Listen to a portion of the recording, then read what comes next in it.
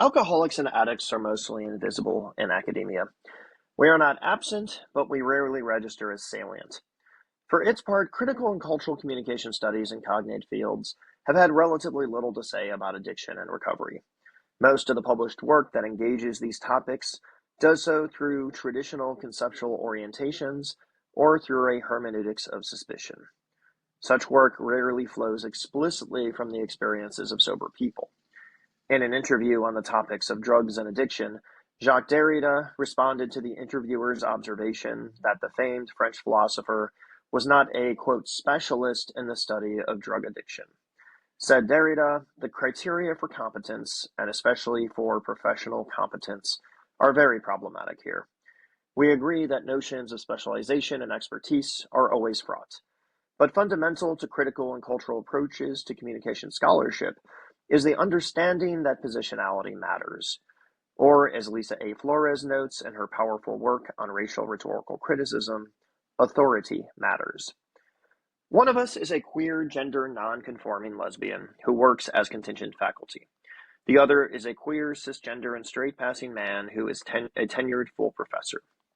We are both disabled and are survivors of childhood trauma. Each of us co-parents with a long-term spouse, and we are sober people in addiction recovery. We connected due to our shared desire for a sober community in academia. Many of our colleagues, especially those experiencing racialization, have long characterized academia as a place of cruelty. Spaces of higher learning sanction a vast repertoire of intersectional oppression. It is in coalition with these activist scholars that we submit this critique of academia as alcogenic. That is, alcohol consumption is a feature of academic life. It is a core component of professional sociality. Booze is co-constitutive with other aspects of higher education that structure the rituals that make academic labor manifest.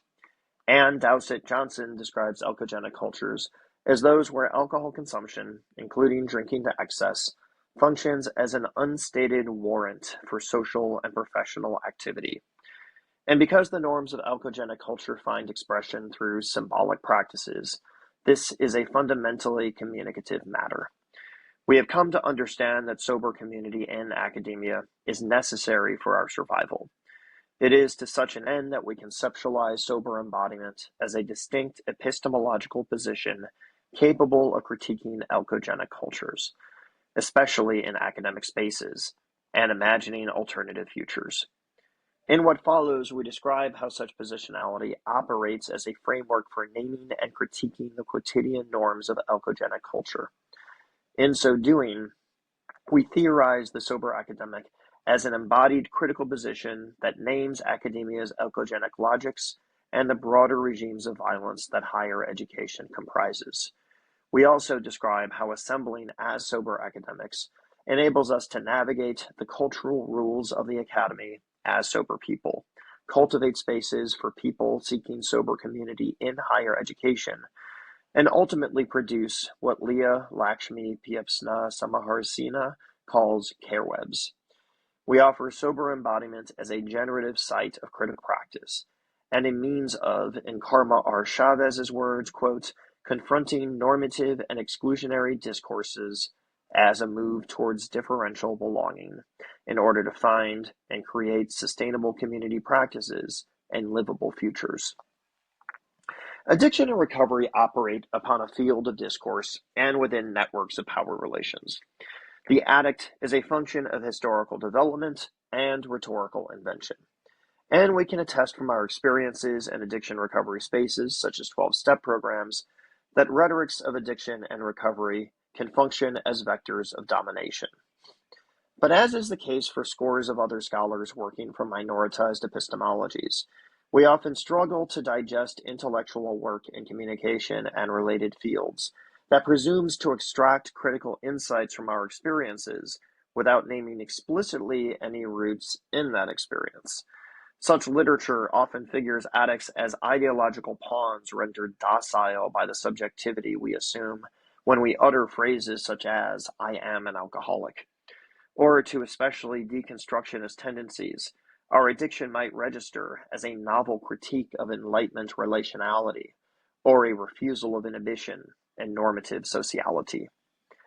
We are not being hyperbolic when we say that our capacity to name ourselves alcoholics and addicts and to find community in deeply flawed recovery spaces has saved our lives.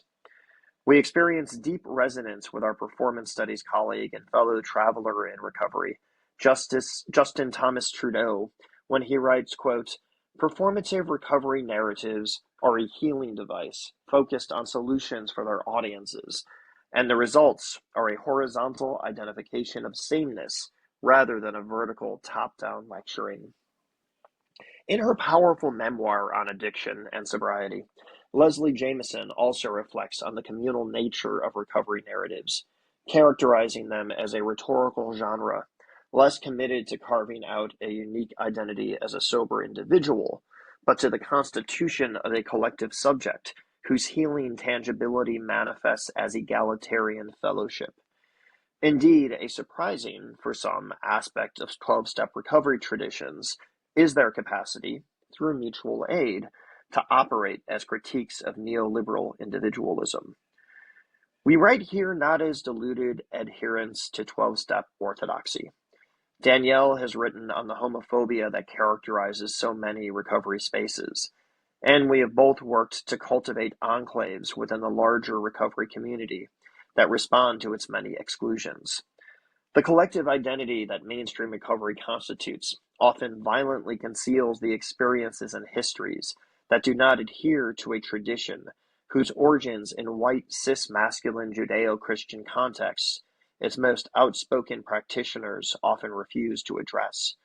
Recovery is fraught, and it has saved our lives.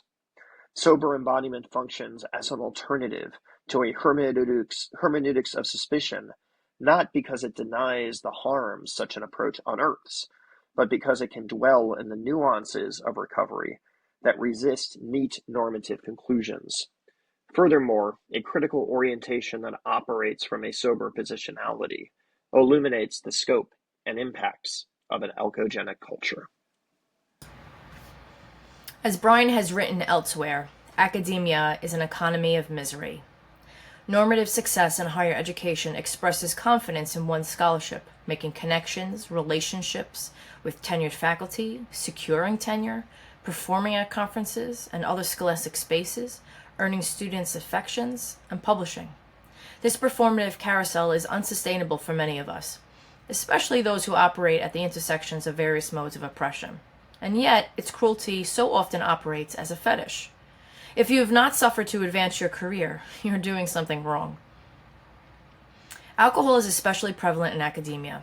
This is true to the extent that the intellectual labor that sustains higher education relies on a mythos of the liberal individual so enamored with career advancement that the resulting misery requires chemical amelioration.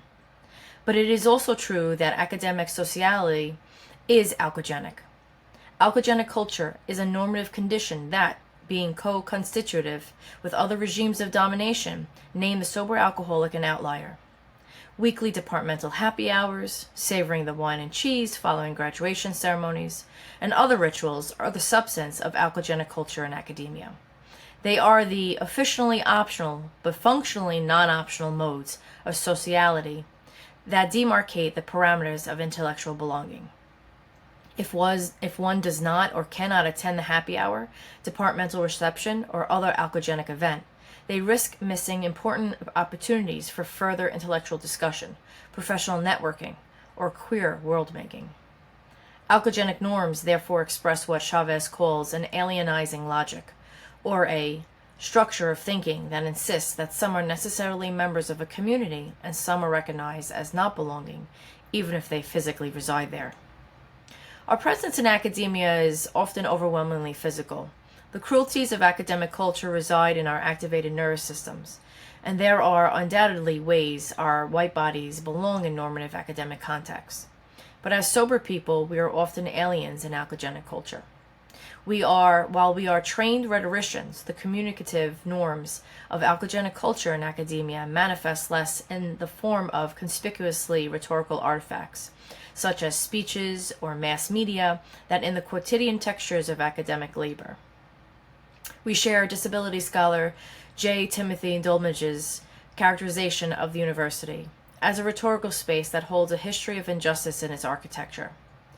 Booze is a part of that architecture. Intoxication is everywhere. Whereas Bryan was still drinking during his graduate school years and early postdoctoral career, I was 5 years sober when I began working on my PhD.